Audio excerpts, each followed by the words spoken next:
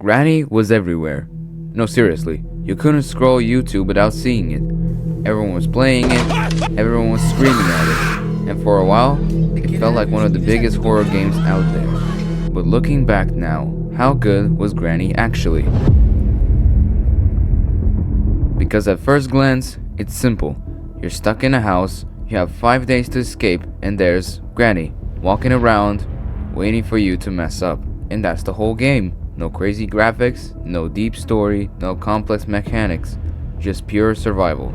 And honestly, that's exactly why it worked. Granny is one of those games that understood something important. Simple equals scary. You don't need 50 mechanics, you don't need a massive map, all you need is pressure. You drop something, it makes noise, and suddenly you hear footsteps coming towards you. That's it. That's the fear.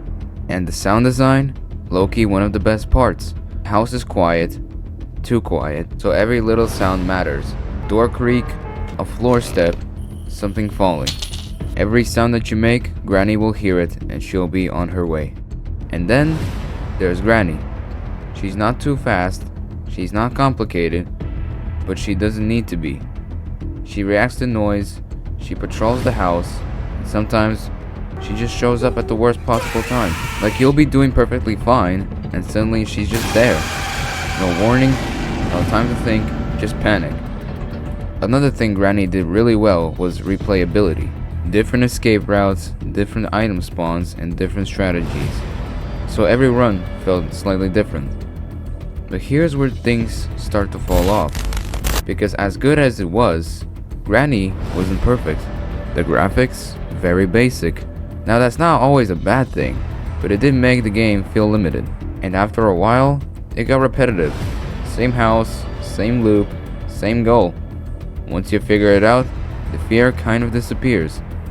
And the story, pretty much non-existent. Which works at first, but long term, it gives you a less reason to come back. But to be fair, that was never really the point. Granny wasn't trying to be huge, detailed horror game. It was trying to be simple, tense, and replayable. And it did that really well. Because if we're being honest, Granny influenced a lot of games. The whole "you're trapped plus something is hunting you" formula, yeah, that blew up after Granny. And even now, you still see games copying that style. So how good was Granny actually? Not perfect, not revolutionary, but it was exactly what it needed to be. A simple horror game that understood how to create tension without doing too much. And honestly, that's probably why it worked so well. What game should I break down next? My name is Patchy, and I'll see you in the next video.